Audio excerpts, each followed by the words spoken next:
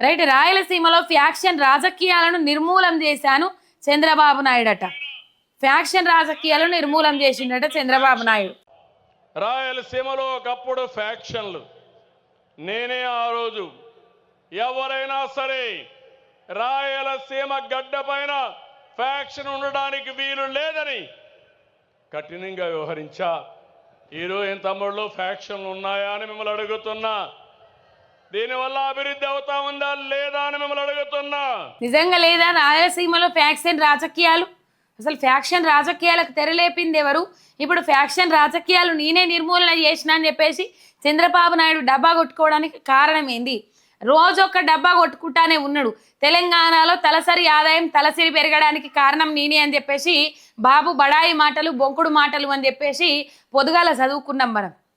2004లోనే తెలంగాణ రాష్ట్రం తలసరి ఆదాయము ఈ పోయిన 10 ఏళ్ళు పెరగడానికి 2004లోనే దిగిపోయిన చంద్రబాబు నాయుడు పునాది వేసిపోయిండట.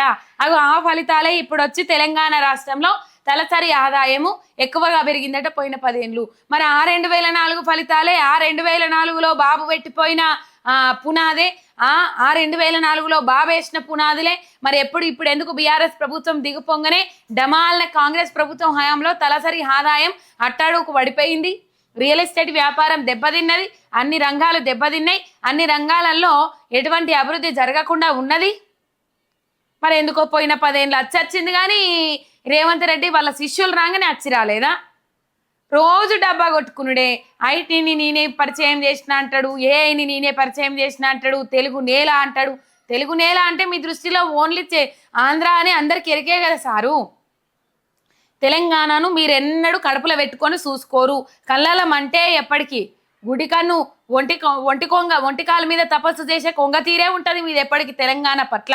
రైట్. ఎర్ర రంగు వేస్తే చూస్తేనే వణికిపోతున్నారు. ఎర్ర బుక్ అంటేనే ఒకటి గుండెపోటు వచ్చింది. ఎర్ర బుక్ అంటే ఒకడు బాత్రూంలో కాలు జారి చెయ్యి విరగొట్టుకున్నాడు నారా లోకేష్ అని చెప్పేసి. రాజకీయాలు చేయమని ప్రజలు ఓట్లేస్తే, గద్దెనెక్కి కూసోండి అని చెప్పేసి ప్రజలు ఓట్లేస్తే ప్రజలకేమన్నా మంచి చేయండి అని చెప్పేసి సూపర్ 6 ఏమో పెట్టే కదా ఆడ. ఏమో మరి ఆగస్టు 15 నుంచి మహాలక్ష్మి బస్సు పథకం పెడతారట. మరి ఎట్లా పెడతారు ఏం కథ తెలియదు కానీ ఈ సూపర్ 6లో ఒకటి కూడా అమలు చేయాలని చెప్పేసి మాట్లాడుకుంటా ఉన్నారు. రైట్. కడప మహానాడు వేదికపై మాజీ ఎమ్మెల్యే జలీల్ ఖాన్కు అస్వస్థత. వేదికపై స్పృహ తప్పి పడిపోయిన జలీల్ ఖాన్ హుటాహుటిన జలీల్ ఖాన్ను ఆసుపత్రికి తరలించిన టీడీపీ శ్రేణులు అని చెప్పేసి. మరి ఈయన ఎందుకు పడిపోయిండు?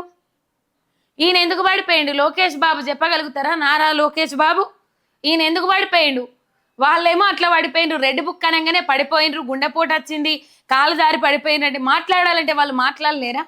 ఎందుకు ఇంత నీచ సంస్కృతి, ఇంత నీచ రాజకీయాలకు ఒడిగడతారు అని చెప్పేసి మీరు చేస్తున్న రాజకీయాలు చూస్తున్న వాళ్ళు చాలా మంది ప్రశ్నిస్తూ ఉన్నారు.